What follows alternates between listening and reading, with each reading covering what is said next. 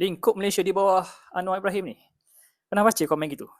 Kalau pernah baca mesti terfikir kan, macam mana nak semak kenyataan betul ke tak? Sebab penting tau.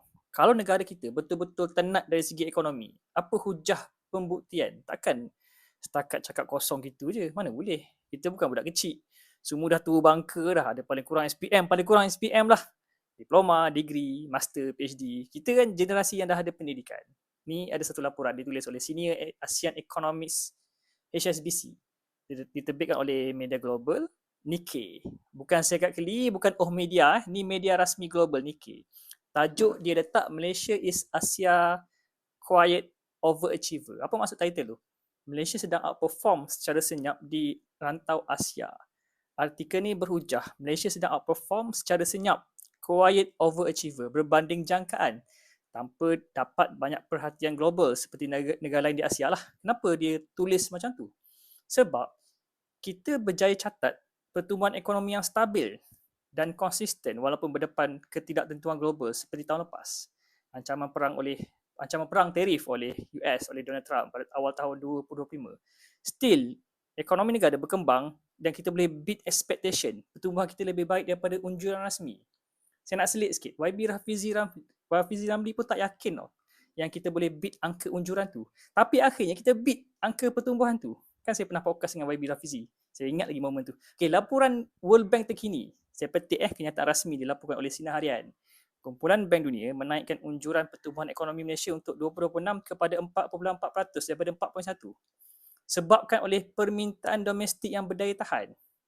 Ayat penting kenyataan rasmi World Bank, permintaan domestik yang berdaya tahan. Apa maksud dia? Kuasa beli rakyat.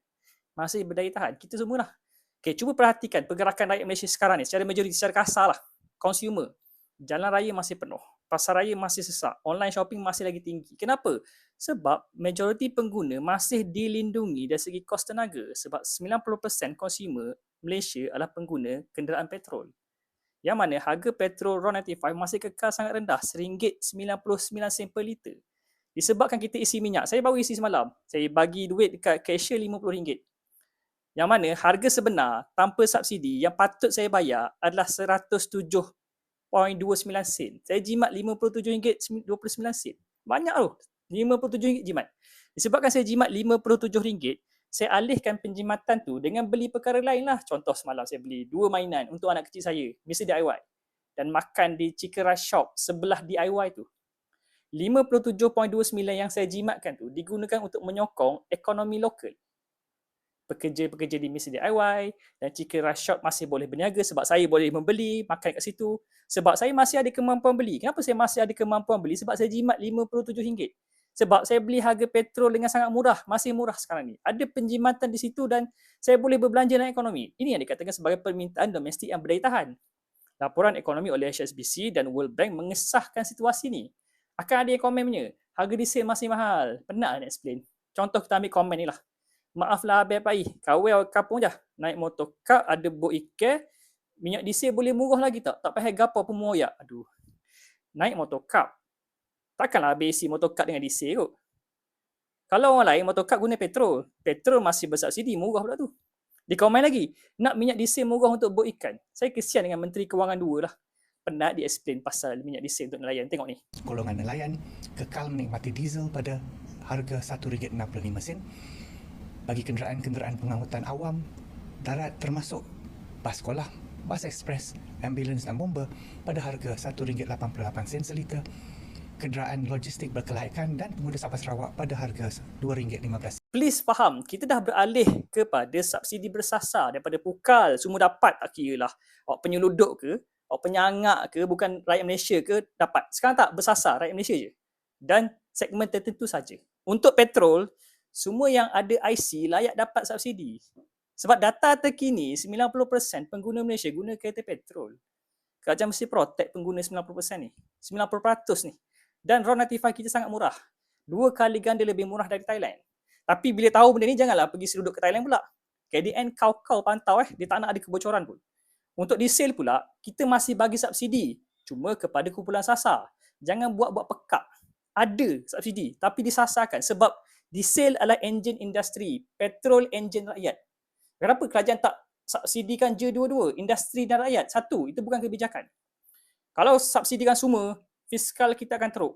Silap-silap belanja untuk pendidikan dan kesihatan pun tak cukup nanti. Tak boleh, mesti sasar.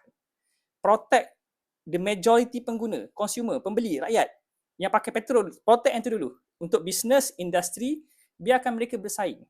Kalau ada yang jual mahal, rakyat perlu buat bijak, pemilihan yang bijak, buat pilihan yang bijak. Pilih yang lebih murah sebab kuasa beli still di tangan rakyat.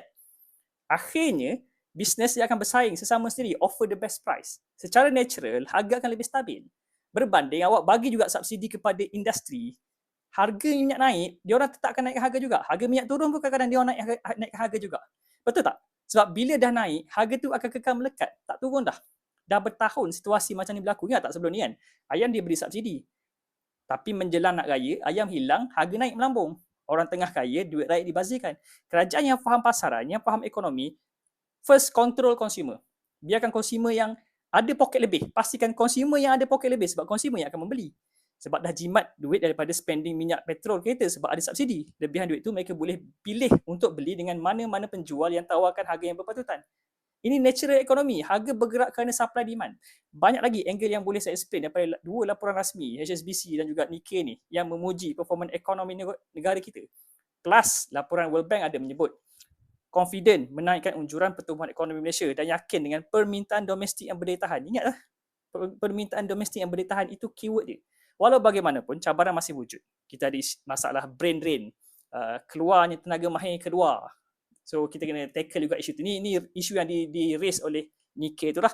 Ketidaksamaan ekonomi, risiko dasar yang tidak konsisten. Itu pun kena diperbaiki. World Bank pun ada bagi cadangan. Naikkan RON 95 kepada RM2.05. Cadangan daripada World Bank untuk pastikan fiskal negara terus kekal sihat dan tidak jatuh terlalu teruk. Itu pulang kepada kerajaan untuk melihat fiskal kita mampu atau tidak untuk kekal dengan harga sekarang ataupun terpaksa menaikkan sedikit. Sebab apa?